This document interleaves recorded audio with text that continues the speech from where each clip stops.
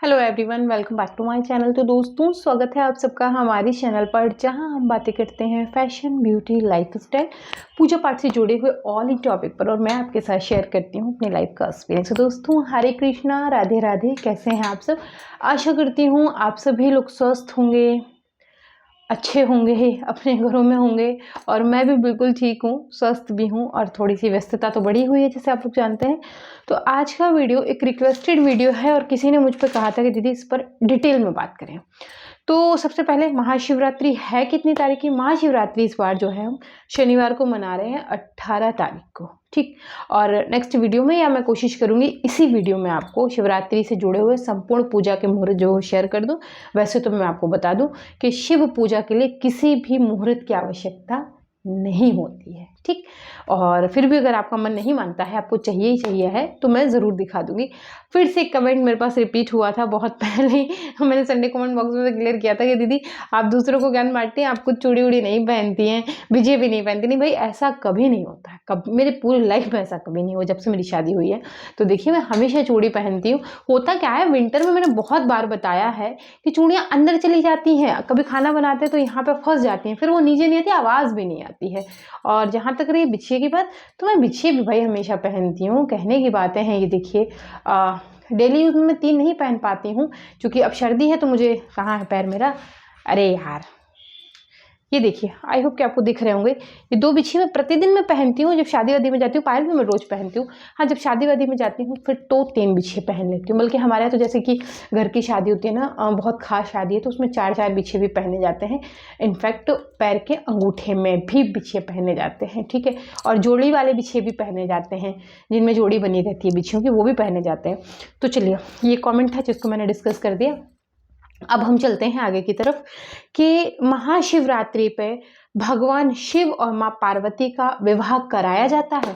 तो इस पर मेरे कुछ बहुत लॉजिकल बातें हैं, वो मैं आपको बता रही हूँ। नहीं, विवाह नहीं कराया जाता, हम उनके विवाह की वर्षगांठ मनाते हैं। आपके व्यक्तिगत जीवन में जब शादी होती है तो एक ही बार तो होती है। संपूर्ण शादी की रस्मों को हम एक ही बार मनाते हैं, बार बार नहीं मनाते। हर साल हम क्या मनाते हैं? एनिवर्सरी मनाते हैं। जैसे कि भाई, ये हमारी शादी का दिन था, इस दिन हमारी शादी हुई थी, हम उस दिन को सेलिब्रेट करते हैं। हर साल हम उसी दिन पे पूर्ण जो है वो संपूर्ण उपचार के साथ शादी नहीं करते हैं। ये थोड़ा सा समझने वाली बात है। अब दूसरी बात ये कि हम कौन हैं? मानव हैं, ठीक है ना। हम भगवान तो नहीं, हम हिमालय के जो है वो राजा तो नहीं, ठीक है ना। हम जो है वो मैना देवी तो नहीं। तो इस तरीके से हम जो है, अगर भगवान की शादी करा रहे हैं, जैसे कि मान लीजिए, जैसे कि मैं हूँ, अगर मैं भगवान शिव माँ पार्वती का विवाह कराती हूँ संपूर्ण विधान के साथ, तो इस हिसाब से मैं उनकी माता पिता हो गई ना। तो ये कैसे संभव है? तो मानव जाति में, चूंकि देखा देखी कुछ चीजें हम लोग सीख लेते हैं, हमें अच्छा लगता है करने में कि नहीं ऐसा करें। तो इनफैक्ट ये कोई गुड्डे गुड़िया का खेल नहीं है, ये कोई गुड्डा गुड़िया नहीं है जिसकी हम शादी कराएंगे। वो भगवान है, ईश्वर है, और श्रद्धा के साथ हम जो है पूजा पाठ करते हैं, श्रद्धा के साथ हम क्रिया को पूरा करते हैं। और महाशिवरात्रि वाले दिन हम भगवान शिव का और माँ की पार्वती का जो विवाह उत्सव है उसका आनंद लेते हैं। मंदिरों में भी आप देखिए, कहीं ऐसा नहीं होता कि भगवान शिव की माँ पार्वती की शादी कराई जाती है, नहीं। वहाँ शोभा यात्रा निकाली जाती है। जैसे कि अब आपके यहाँ कहाँ कैसा चलन है मुझे नहीं पता, हमारे यहाँ शोभा यात्रा निकलती है, माँ पार्वती बनती है, बच्चियां रहती हैं, वो माँ पार्वती का रूप धारण कर लेती हैं, और जो है वो एक भगवान शिव बन जाते हैं। तो उन्हें कुर्सी पे बैठा दिया जाता है, ताकि लोगों के बीच में सनातन धर्म का प्रचार हो सके, ठीक है ना।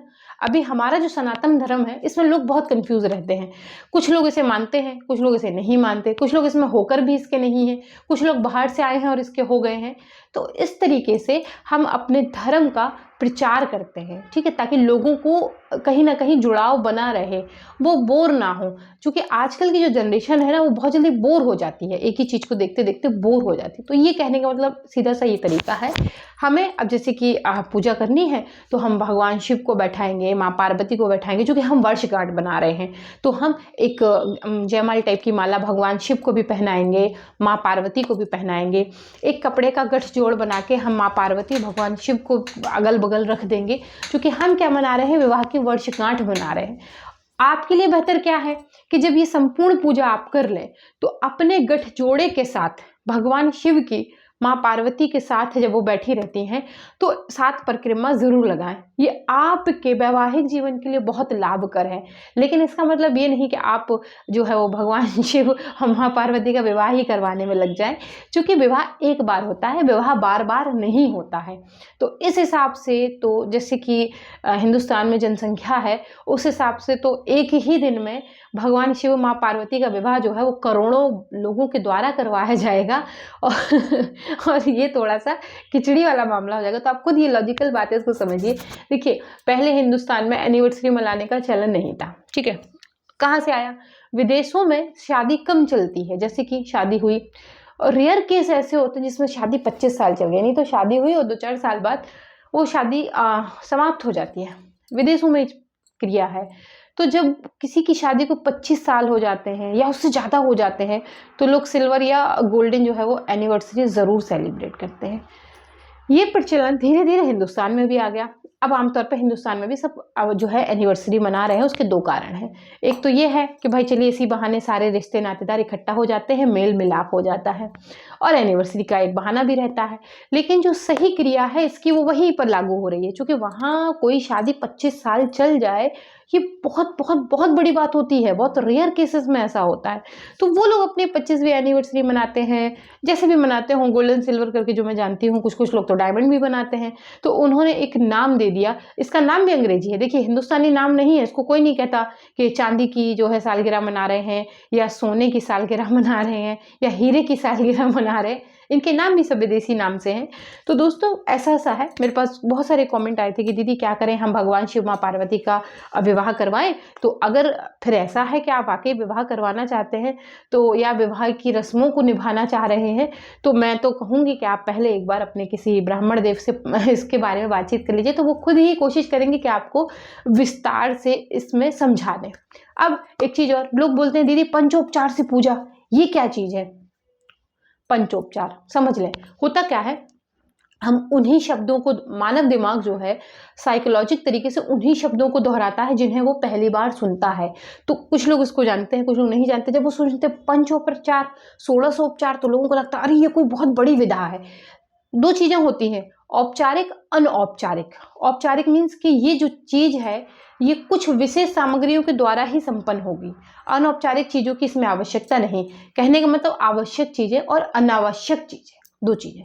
पंचोपचार का मतलब है 5 प्रकार की पूजन की सामग्री से किसी पूजा को पूर्ण किया जा सके, वो है पंचोपचार। तो ये कोई बहुत बड़ी विधा नहीं है। जैसे मेरे पास कमेंट आया था दीदी ये क्या है, मुझे बताइए, इसके बारे में बहुत कंफ्यूज हूँ और बहुत क्यूरियोसिटी है मुझे इसे जानने की।